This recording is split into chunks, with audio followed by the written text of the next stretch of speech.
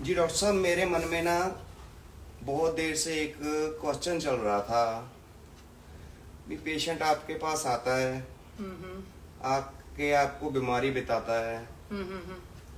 आप उनकी वो बीमारी तो चलो देखते ही देखते हैं, उनकी आगे आने वाली बीमारी और पीछे पहले की बीमारी सभी बता देते हैं। ये कैसे संभव होता है?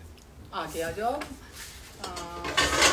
मतलब क्या, मतलब आप जानना चाहते हो कि जो जो नाड़ी परीक्षा है, हाँ हाँ हाँ उससे आपको कैसे पता लग जाता है भी आने वाली बीमारी क्या है, पहले की बीमारी क्या थी, और पेशेंट बहुत खुश भी हो जाता है। हाँ, इसके लिए तो आपको थोड़ा समझना पड़ेगा जी भी वात पित्त कफ क्या है ना।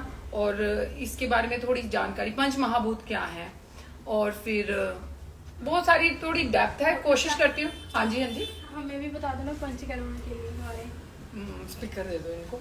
हाँ, क्या पूछना चाहते हो आप? पंचकर्मा के बारे में कि कैसे होता है कैसे नहीं। अच्छा, आज आपको सबको डिटेल चाहिए है? हाँ, फिर देखो स्टाफ पूछते हैं ना, हाँ, कैसे हाँ। टाइम से पूछते हैं। वमन विरेचन मतलब क्या है? हाँ जी। ओके ओके, बैठ जाओ, फिर आप भी आ जाओ, आप भी आ जाओ। हाँ हाँ, चलो आज मैं आप लोगों को शॉर्ट में बता देती हूँ कि वात पित्त कफ या नाड़ी परीक्षा से हमें कैसे पता लग जाता है।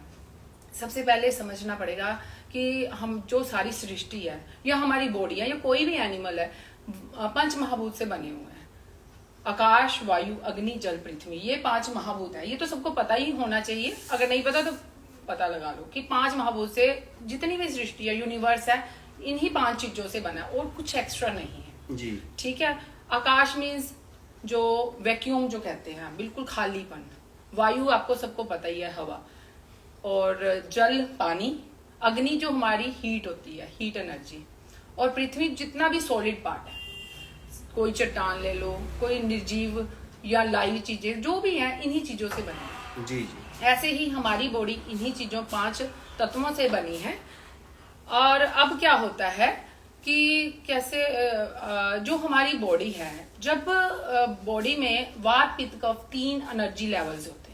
वात पित्त कफ ये सभी को समझना बहुत जरूरी है। इसी के बेस पे सारा हमारा आयुर्वेदा है, भगवान धन्वंतरी जी की देन है।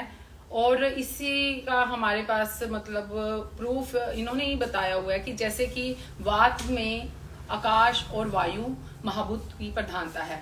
बंद करना, ये उनको थोड़ा कह दो, बंद कर। और जो आकाश वायु है, उस आकाश में वैक्यूम है, वायु में हमारे जो है आकाश और वायु बताया मैंने। जी जी। फिर बाद में आकाश और यानी वैक्यूम और वायु है। जो पित्त है उसमें हीट एनर्जी है, और पृथ्वी महाभूत है यानी कि अग्नि और पृथ्वी है। और जो हमारा कफ है उसमें जल और पृथ्वी महाभूत की प्रधानता है। ठीक है, इन दो तत्वों से वात पित्त कफ बना है। जब हमारी बॉडी में वात पित्त कफ ये तीनों बैलेंस्ड फॉर्म में है जी, यानी कि ये महाभूत जो है बैलेंस फॉर्म में है, ये तो हमारी एनर्जी लेवल भी बैलेंस्ड है। हम दोषों से मुक्त हैं, हम बीमारियों से भी मुक्त हैं। बट जब ये तीनों इम्बैलेंस हो जाते हैं, हमारी डाइट, हमारी स्ट्रेस, हमारे वर्कआउट, डेली रूटीन और भी कई कारण है जिनकी वजह से इम्बैलेंस हो जाता है, तो फिर क्या होता है, ये कहीं ना कहीं बीमारियों का कारण हो जाता है। अब नाड़ी परीक्षा से मैं क्या करती हूँ कि हम जो है दोषों को देखते हैं कि वात तो नहीं बढ़ा हुआ। अगर वात बढ़ा तो सिंपल है, वात से रिलेटेड सारी प्रॉब्लम्स होंगी पेशेंट को। अगर मुझे लगेगा पित्त है तो वही पित्त से रिलेटेड धीरे धीरे मैं बताऊंगी कि वात से कौन कौन सी बीमारियां होती हैं। या वात अगर ये जब नॉर्मल है तो हमें बहुत अच्छी एनर्जी लेवल होता है हमारा, बट जब इम्बैलेंस हो जाते हैं बीमारियों से हम ग्रस्त रहते हैं। वात अगर बढ़ा है तो वात से रिलेटेड अर्थराइटिस, जॉइंट पेन वगैरह रहेगा। अगर पित्त है तो हमें गैस्ट्राइटिस वगैरह, जिसे हम एसिडिटी कह देते हैं, पाइल्स वगैरह, इस तरह की बीमारियां रहेंगी। बहुत ही सिंपल फंड है। कफ है तो अस्थमेटिक पेशेंट्स हो जाते हैं, अस्थमा हो जाता है, कफ से रिलेटेड है, सिनोसाइटिस वगैरह हो गया, इस तरह की प्रॉब्लम्स हो जाती हैं। बहुत ही सिंपल है, बस नाड़ी परीक्षा में हम यही देखते हैं। इसी से एक तरह से बॉडी का स्कैन हो जाता है, इससे ही पता लग जाता है पीछे इसको क्या प्रॉब्लम्स रही है। मेडिसिन लेने के बाद ये नॉर्मल कुछ टाइम के लिए हो गया, बट फिर से उसको क्यों प्रॉब्लम है, क्योंकि आहार विहार जो है वो ठीक ना रहा होगा, या कुछ और कारण रहे होंगे, कुछ ऐसी मेडिसिन खा ली होंगी गलती से या किसी ने प्रेस्क्राइब की होंगी जिससे वो कफ दोष या वात दोष उसको और एग्रीवेट कर देता होगा बीमारी को। ठीक है, तो अगर हम वात पित्त कफ का इम्बैलेंस हम देख लें, हमें पता लग जाए कि वात में कोई प्रॉब्लम है, पित्त में है या कफ में, तो सिंपल है, बिल्कुल सिंपल ट्रीटमेंट हमें डायग्नोज हो जाता है, हमें पता लग जाता है ये ट्रीटमेंट देना पेशेंट। जी आई बात समझ में? जी। अब आप पूछना चाह रहे थे कि वोमन विरेचन पंचकर्म क्या है। वोमन विरेचन, नस्य, बस्ती और रक्त मोशन, ये पंचकर्म है, ये तो आप देखते ही हो अपने हॉस्पिटल में होते ही हैं।